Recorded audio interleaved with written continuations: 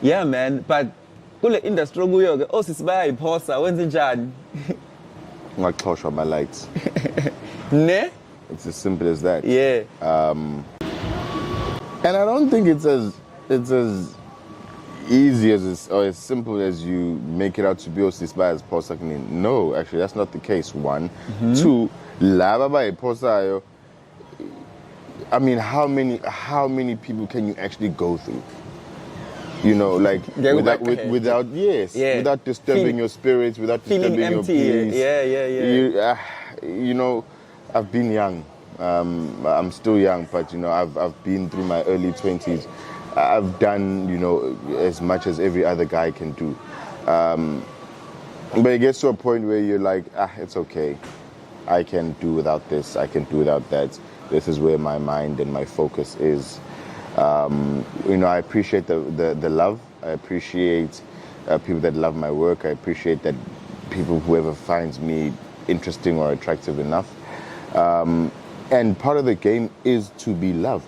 I hear you. You know? Yeah. So even at home, there has to be an understanding of that. That you know, when I'm at home, I'm myself, Upilani. But as soon as I step out of here, you know, I always say to people, shit, now I have to be Benny Maverick again. Like as soon as I step out the car. Today I don't have the energy to be Benny. Today I really don't feel like being Benny Maverick, you know. But you have to go out and do it every day. Yeah. And that's what it is. At home you're one person. When you walk out, you're another person. You have to accept and acknowledge everything that's happening around you. Don't be an asshole about it either. Yes, people like you, you're dope and whatnot, but you don't have to make people feel like that.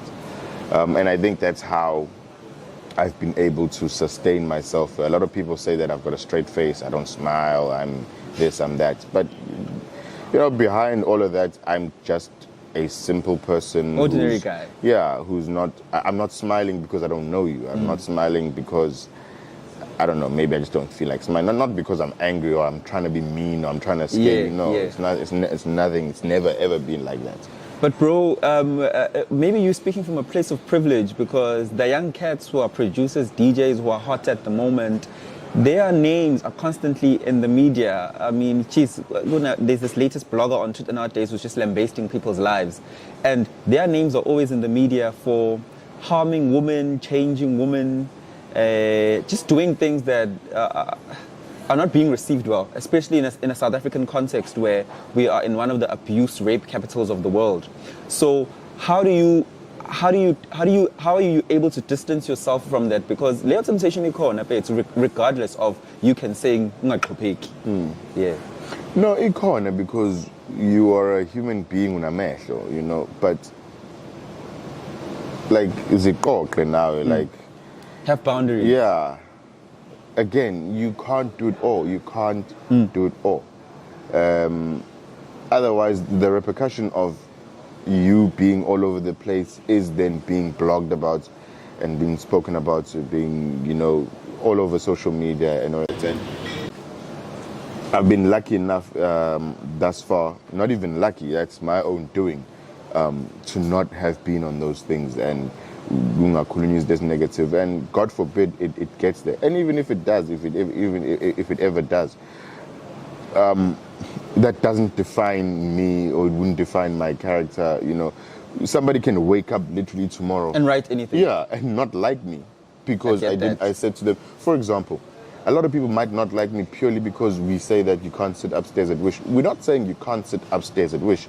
We're saying that this is a champagne lounge. Yeah. This is consumption of champagne. I hear you. Or expensive whiskey, whatever the case may be. There's rules. To every single place you go to, there are rules. It's not because I'm just Jay. Yeah. You know? So, if you're walking into Wish and I feel like having a bottle of champagne today, you can sit in the champagne lounge. It's as simple as that. But there's someone out there who's just mad, and because they have data, they can just go on social media and say... And they have a lot of time to waste. Exactly. So that's why I've even, you know, I've checked out of Twitter. Twitter's such a negative place. It is. I keep it around because of my work, but Twitter's a very negative place. Everybody's opinionated. Everybody About can just everything. say anything that they want because About people's lives, things that are sensitive about people's lives. and yeah. which actually affect people's lives, their emotions, their livelihoods, Mental health, yeah, everything. you know. So it's a very dangerous place, and I've been able to just say, you know what, I don't need this.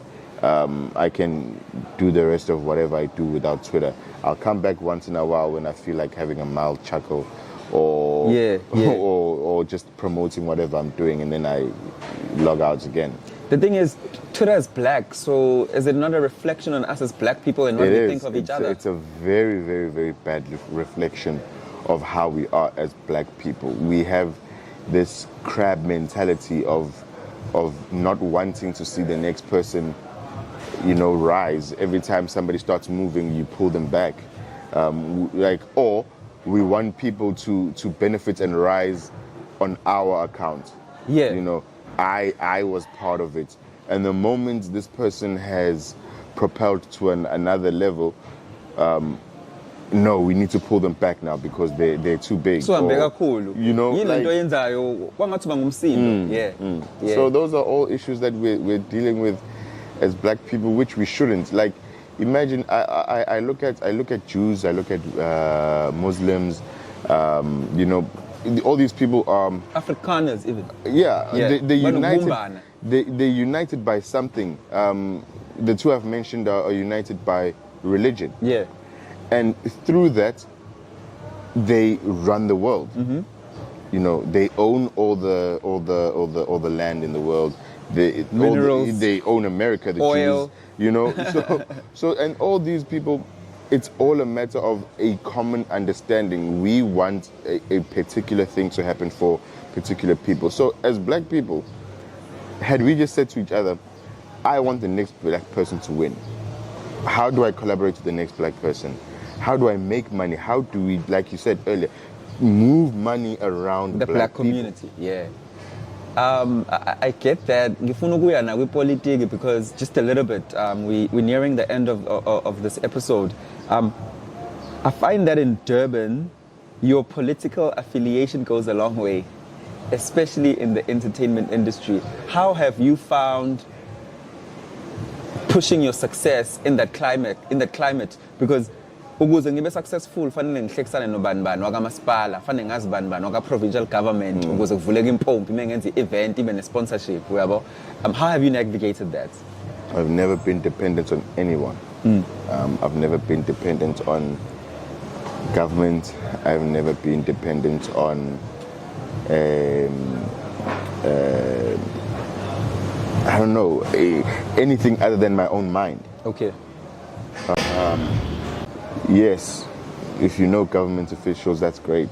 And if that's your line of business, even better. But Yeah. for me personally, I'm not in politics. I'm not big on any government work really. Everything of mine is creative. It's all come from my brain, and then I put it into play.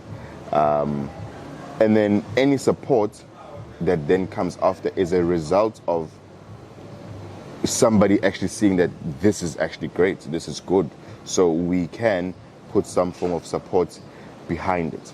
But it's never, I've never done anything or worked with anyone based on the fact that I said, oh, well, you're my friend, so, you know, give me something. Yeah. Or, no, it's always been, we've seen what you're doing, how can we support? I get that.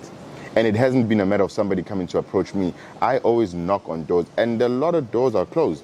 Still, even for me, even today. People don't see that behind the scenes. Yeah. You know?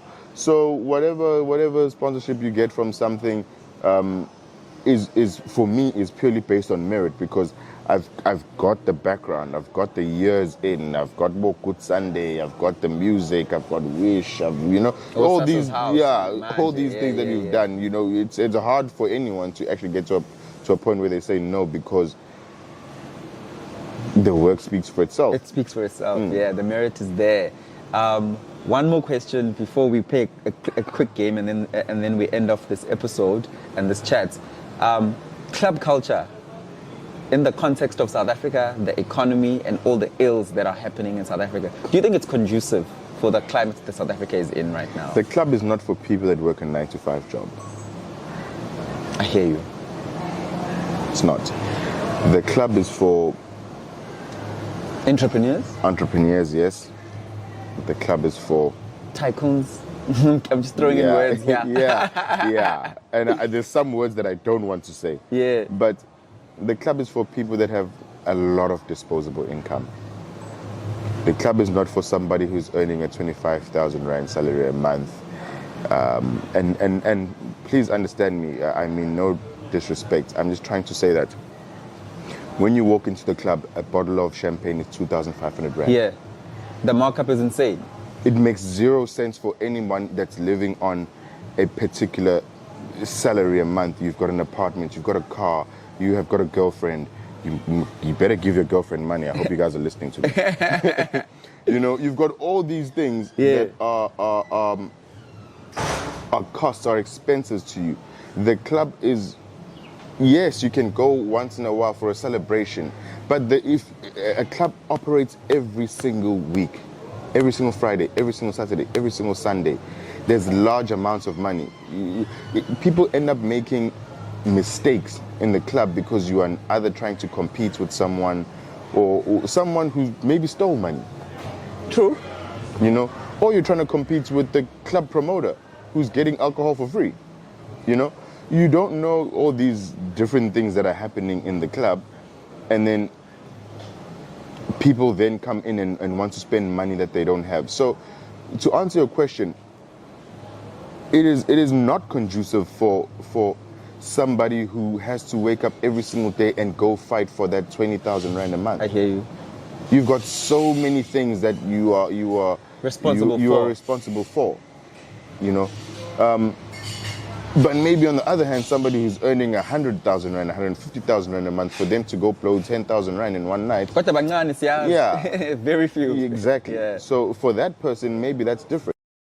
So by all means, I'm not stopping anybody from going out and spending their money and having fun, but don't put yourself in debt because of women. Don't put yourself in debt because you are trying to impress people or look cool or appear as you have money when you actually don't. You know, that's what is making the club not conducive. That's what is breaking families. That's what's affecting people right now. People are killing themselves because of stresses and financial problems and all these different things. So the club is a very good place, but it's also a very bad place if you don't know your boundaries and who you are and your standpoints and everything.